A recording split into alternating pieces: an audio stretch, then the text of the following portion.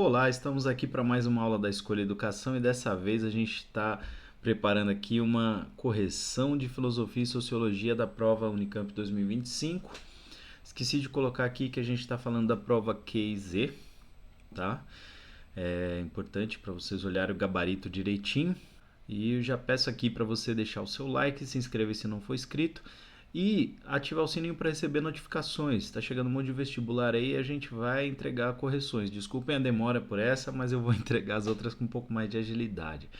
Bora para a nossa correção. Então, começando por filosofia, a gente tem uma questão sobre Platão e a alegoria da caverna, conteúdo clássico, Mary Wollstonecraft, seguindo aí uma tendência da Unicamp de falar de questões candentes do nosso tempo, aí está falando de questões de gênero, de reflexão sobre o lugar da mulher na sociedade, sobre o papel da racionalidade na constituição, né, dessa reflexão sobre as mulheres. A gente tem o Ailton Krenak com uma questão sobre cultura, principalmente, e vou trazer um bônus, uma questão de história aqui, por causa da participação cidadã das mulheres em Atenas, que afeta um pouco a discussão das aulas de filosofia quando trata da política grega, né? A novidade do historiador, do trabalho do historiador, trazendo novas luzes, novas possibilidades de leitura para uma questão muito importante, bastante debatida também na filosofia. Começando então pela questão 22, aí Sócrates, né, o texto é de Sócrates falando, né? Pois, segundo entendo, no limite do cognoscível é que se avista a custo a ideia do bem. No limite do cognoscível, estamos falando do mundo fora da caverna, ok? E uma vez avistada, compreende-se que ela é, para todos, a causa de quanto há de justo e belo, que no mundo visível foi ela que criou a luz, da qual é senhora, e que no mundo inteligível é ela a senhora da verdade e da inteligência, e que é preciso vê-la para se ser sensato na vida particular e pública. Glauco, concordo também, até onde sou capaz de seguir a tua imagem. Então, o diálogo anterior aparece em uma passagem da obra República de Platão, o trecho que ficou conhecido como Mito da Caverna, alegoria da caverna, né? Sobre esse diálogo, assinale a alternativa correta. O diálogo trata da ideia do bem, causa do justo, do belo, da verdade e da inteligência. O bem é prontamente visível aos habitantes da caverna. Não. As ideias não estão visíveis para quem está na caverna, ok? Por ser causa da justiça e senhora da verdade e da inteligência, a ideia do bem orienta o comportamento dos habitantes da caverna, na sua vida particular e pública. Então, aqui, olha só, por ser causa da justiça e senhora da verdade e da inteligência, a ideia do bem orienta o comportamento dos habitantes da caverna. De novo, mesmo erro, né? Não orienta. Não, mesmo que fosse entendido aqui num sentido correlato, não é, né? C. Embora não seja facilmente cognoscível, parece correto, a ideia do bem, enquanto causa do justo e do belo, não é prescindível para a tomada de boas decisões na cidade. Bom, não é prescindível. Aqui você tem uma dupla negação, né?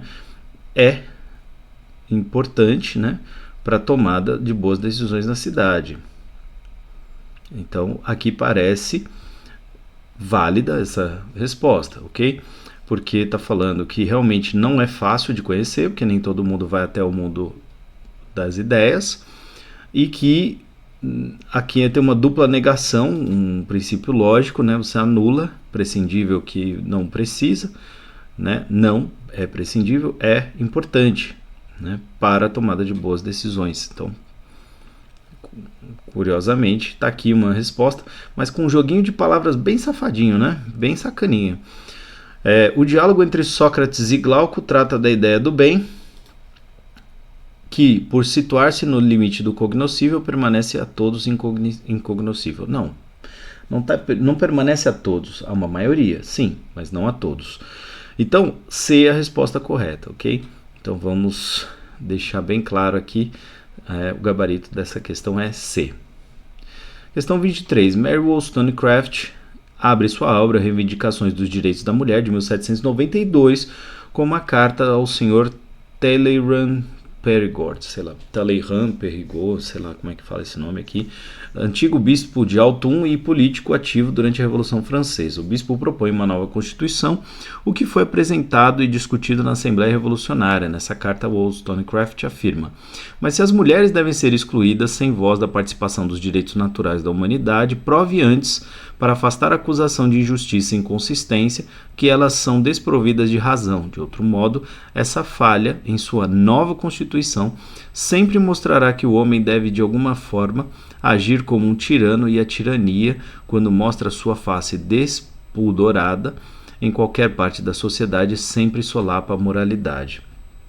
Então aqui é curioso que tem uma discussão, observem aqui uma discussão moderna, e que essa mulher, que foi negado o direito a ela de ser publicada como uma pensadora iluminista, ela é importantíssima para o pensamento feminista, importantíssima para o pensamento humanista, para o pensamento do nosso tempo. Cara, muito legal trazer essa questão aqui. A Unicamp sempre arrebenta e ela é uma figura importante. Se eu não me engano, ela é mãe da Mary Shelley, escritora de Frankenstein. Cara, é muito importante, muito legal isso aqui. Assinale a opção que melhor sintetiza a crítica de Wollstonecraft apresentada no excerto. Ao abordar tanto a possibilidade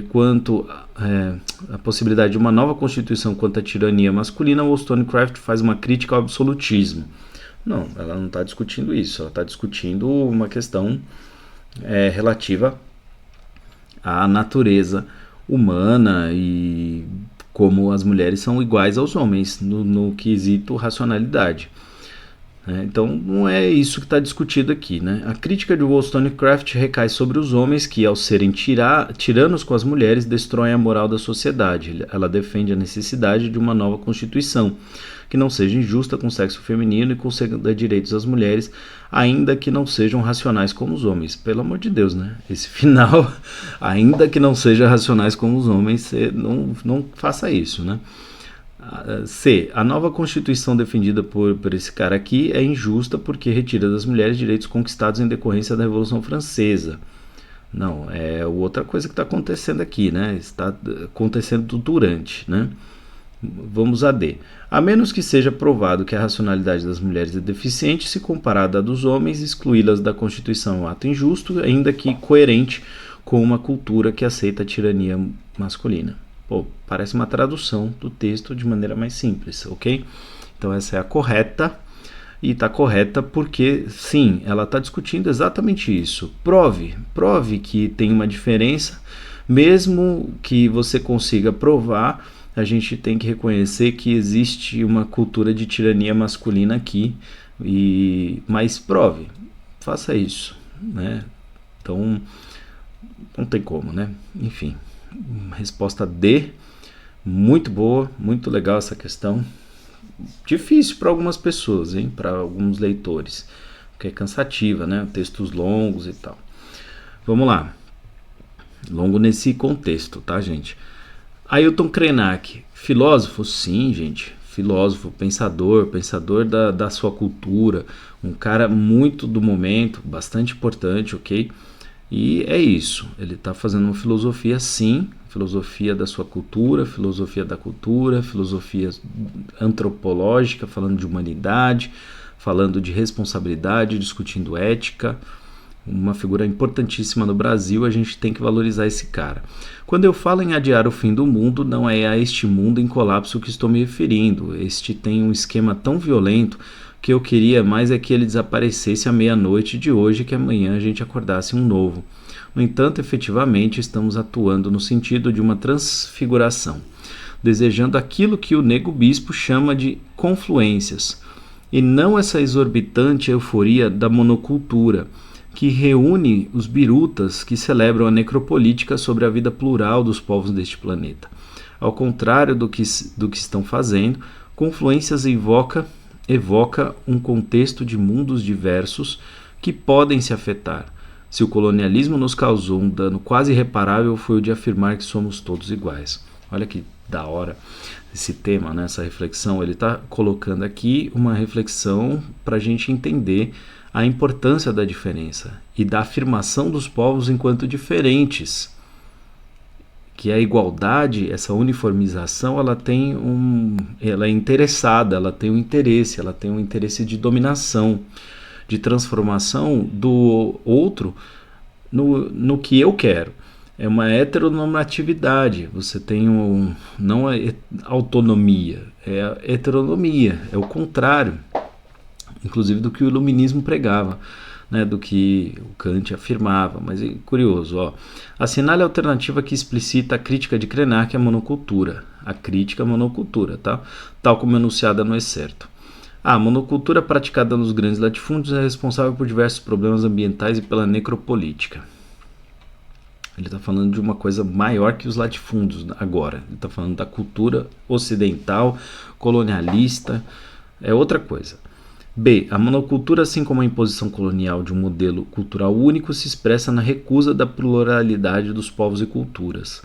Aqui a gente tem a correta, ok? Provavelmente a B. Né? Se você está lendo assim, sem ler as outras, você já fica com a B aqui, top of mind, parece bater, ok? Então esse finalzinho aqui, inclusive, ajuda bastante a compreender essa crítica aqui. Assim como a imposição colonial de um modelo cultural único se expressa na recusa da pluralidade dos povos e culturas. Adiar o fim do mundo requer o combate à monocultura na produção agrícola e a transformação deste mundo em que estamos vivendo. Não, ele está afirmando até a vontade de construir um outro mundo, e não é só isso. D. A monocultura produtora de violências é resultado do colonialismo e da necropolítica. Bom, a monocultura, sim, é produtora de violências, é resultado do colonialismo e da necropolítica, mas é curioso, né, que ele está falando que é curioso porque a necropolítica ela não parece um evento causador, né, da monocultura, tanto quanto a monocultura é causadora da necropolítica, entende? Então é curioso como tem um jogo de ideias que parece entrar em conflito aí, e que não parece também bem uma crítica, mas só uma constatação. Não sei. Eu acho que a B está bem mais alinhada, né, com a resposta, com o texto. Então a gente aguarda aí o oficial, mas eu penso que é isso, tá? B. Monocultura, assim como a imposição colonial de um modelo cultural único, se expressa na recusa da pluralidade dos povos e culturas, ok? Boa questão também. Agora essa aqui me pegou, meu. É uma questão de história, mas me pegou muito, porque olha que doido isso aqui, meu. Nos estudos sobre a antiguidade clássica produzidos até o final do século XX, era costumeira a afirmação de que as mulheres em Atenas não participavam da política. A definição de política na Grécia, todavia, era feita a partir dos olhos do mundo moderno, e nesse caso era um sinônimo de cidadania. O cidadão ateniense era homem, filho de pai e mães atenienses. As mulheres, estrangeiros e escravos não gozavam do mesmo status. Após os anos 2000, a partir de críticas de estudiosos, a definição de política e de cidadania na Grécia clássica passou a ser repensada e a capacidade de ação das mulheres atenienses no espaço público foi redimensionada. Nesses estudos, as mulheres cidadãs de Atenas ganhavam visibilidade. Filhas de pai e mãe ateniense, nascidas em Atenas, tinham limitações de voto, mas desempenhavam funções no mundo cívico. Elas não podiam, por causa de seu sexo, ser juradas ou magistradas, por exemplo, mas estavam vivendo no mesmo universo público, sendo também cidadãs. Tendo em vista seus conhecimentos sobre Grécia Antiga e considerando o excerto anterior, assinale a alternativa correta. Desde o século XIX, estudiosos defendem que o conceito de cidadania ou de política na democracia ateniense eram frágeis. Não é isso que está discutindo aqui. Estudiosos afirmam que na democracia ateniense a cidadania e a política eram conceitos desvinculados. Portanto, as mulheres atenienses estavam afastadas da vida pública. Não. Desde os anos 2000, os estudiosos passaram a reconhecer as mulheres da antiguidade clássica nascidas de pai e mãe ateniense como cidadãs plenas com direito ao voto. Não, sem direito ao voto. Novas pesquisas debatem os conceitos de cidadania e de política, bem como a relação desses conceitos com as mulheres atenienses que poderiam ser definidas como cidadãs. Veja uma coisa que eu sempre falo, meu. Texto moderado, que não é absoluto, que não é exagerado, tem de ser o texto correto, né? Então aqui a gente tem a resposta certa na D, e aqui uma reflexão sobre a diferença entre cidadania e política, o que é um debate bastante filosófico também, tá? Mas é muito legal porque a gente sempre estuda isso quando está falando da Grécia Antiga, quando está falando do início da filosofia e de como isso inclusive afeta o começo da filosofia, tá? Questão bônus é uma questão de história, tá? Então tem um pouquinho de história aqui nessa nossa aula também. Sociologia. Temas aí, igualdade de gênero, democracia e sociologia brasileira. Vamos lá. Questão 32, aqui da nossa provinha. No final do século XIX, a escritora Charlotte Perkins Gilman observava a necessidade de reformas urbanas e habitacionais que combinassem a privacidade da família com a vida em coletivo. Ela defendia que grandes cidades fossem equipadas com conjuntos amplos de apartamentos que contariam com cozinhas comuns e com pessoas contratadas coletivamente pelas famílias para serviços domésticos. A atenção às crianças seria garantida por cuidadores profissionais e professores dentro das creches. Tá vendo aqui uma discussão do século XIX, a tentativa de garantia de que as mulheres tenham direito, né? Naquele momento era relegado a elas o cuidado das crianças, mas que tivessem o direito de ter apoio, de ter um apoio garantido pelo Estado, né? Que o Estado se ocupasse do cuidado das crianças. Veja aí de onde vem a escola, a creche. Quase um século depois, em 1996, o então presidente dos Estados Unidos, Bill Clinton, implementou reformas na política de proteção social daquele país. Entre as mudanças, o Estado deixou de prover auxílio financeiro a mães pobres que criam os filhos sozinhas, e essa responsabilidade passou para o pai biológico da criança. Essa reforma acentuou um vínculo social entre mulheres e homens, vínculo que elas não necessariamente gostariam de manter. A reforma as tornou, sobretudo, dependentes economicamente deles. Cara, que coisa horrorosa. Ai, Deus do céu. Considerando os textos 1 e 2, é correto afirmar que os efeitos para as relações sociais das reformas nelas descritas... Então, primeiro, a gente precisa considerar se é correto afirmar que para as relações sociais e das formas neles descritas são convergentes ou divergentes. Observa aqui, ó, primeiro, né? Todas as questões têm isso, são convergentes ou divergentes. As duas teorias aqui, o que você acha? São convergentes ou divergentes? O Estado está dando aqui o dinheiro, tirando o auxílio da mulher e dando para o homem, colocando a mulher dependente do homem. Aqui você está criando uma maneira coletiva, social, de resolver um problema que é de todos e que estava relegado à mulher. Né? O problema é do homem e da mulher, mas resolvia um problema que naquele momento impactava a mulher mais, mas você não gera dependência de ninguém, senão relativamente aí do Estado. Então a gente tem medidas, né, reformas divergentes. Então só pode ser B ou C, B ou D, ok? Então vamos ver a B. Divergentes, pois apenas a reforma descrita no texto 2 fortalece a autonomia das mães. Pelo amor, não. Dependência total aqui, né? Então D, são divergentes, pois apenas a reforma descrita no texto 1 desvincula da responsabilidade das famílias e das mulheres a tarefa do cuidado e da reprodução social da vida, vinculando-as também ao Estado. Beleza? D é a resposta correta. Vejam aqui uma questão bem interessante, bem informativa, inclusive, sobre o desenvolvimento, né, de reformas. Aqui uma reforma mais pensando num coletivo, no bem-estar social, no fortalecimento do Estado, e o Estado apoiando as pessoas, principalmente as mais pobres. E aqui você tem uma reforma bem neoliberal, não tem outra conversa, né? Aqui a questão é neoliberal e ainda é patriarcal e tudo mais que você possa pensar dessa cultura estranha que gerou essa lei aí, essa reforma. Bom, aqui a gente tem uma charge do Enfio, questão 33, uma charge do Enfio. Se você consegue ver essa imagem aqui um pouquinho, né? Fala de constituinte, a bandeira do Brasil, as pessoas estão constituindo as coisas e elas parecem ter um pouco de... o jeitão aqui é diferente, as coisas que cada um está fazendo é diferente e tal. Né? Tá falando de construção, a constituinte o Brasil sendo constituído, beleza. Texto 2. A reinvenção da democracia é um questionamento posto no Brasil há bastante tempo e leva em conta a necessidade de aprofundá-la e radicalizá-la no sentido de estendê-la às relações sociais no seu conjunto. A Constituição de 1988 é um marco dessa reinvenção, pois ao considerar o direito à diferença, redefiniu a noção da cidadania. Não há como falar em igualdade se as diferenças persistirem e forem usadas como base para a desigualdade e discriminação. De acordo com os textos 1 e 2, é correto afirmar que a Constituinte de 1988 ajudou a reinventar a democracia brasileira, pois tornou autônomos os conceitos de cidadania e democracia que se relacionam com a esfera da liberdade individual. Tal liberdade promove a igualdade nas relações sociais? Não é bem assim, né? Parece meio idealizado isso aqui.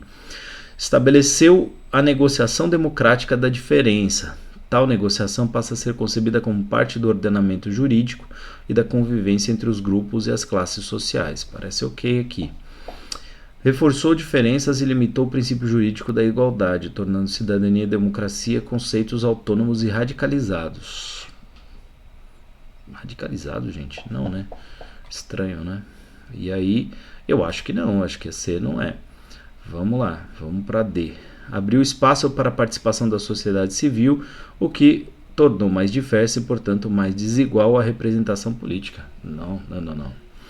Então, a gente tem aqui a B como o melhor das propostas de resposta, que a gente está falando da reinvenção da democracia, pensando que o Brasil já tenha passado por uma democracia, e aí na Constituinte está pensando uma nova democracia, pensando os valores dessa democracia, e aí o direito à diferença, né? O direito à diferença passa bem como uma coisa importante, que não devia a diferença ser causa da desigualdade, né? Curioso. Então, a resposta correta aqui é a B. E finalmente, a última questão. Aqui, cara, tendo em vista os textos 1 e 2, é possível afirmar que o homem cordial... Poxa, aqui, se você não lê, a chance de você errar é grande, viu? Porque muita gente... Se você não conhece também de sociologia profundamente, tá? Porque um monte de gente lê homem cordial e vai achar que é a B aqui, ó, um tipo social que se originou na colonização portuguesa, marcado pela ética emotiva e solidária da cordialidade, por uma prática de cunho coletivo e supraindividual. Não, né? É o contrário. Vamos lá. Em Raízes do Brasil, Sérgio Buarque de Holanda, observa aqui, Sérgio Buarque de Holanda e Chico Buarque de Holanda, puseram pai e filho junto aqui na conversa. Sérgio Buarque de Holanda argumenta que as formas de convívio social no país seriam ditadas preferencialmente por uma ética de fundo emotivo, a cordialidade. No entanto, a cordialidade não seria sinônimo de afetividade ou de gentileza. Ela corresponderia a um mecanismo de defesa do indivíduo diante da sociedade e reforçaria sentimentos particularistas e antipolíticos característicos do ambiente doméstico. Ao tipo social guiado pela ética da cordialidade, o autor dá o nome de homem cordial. Texto 2, poético.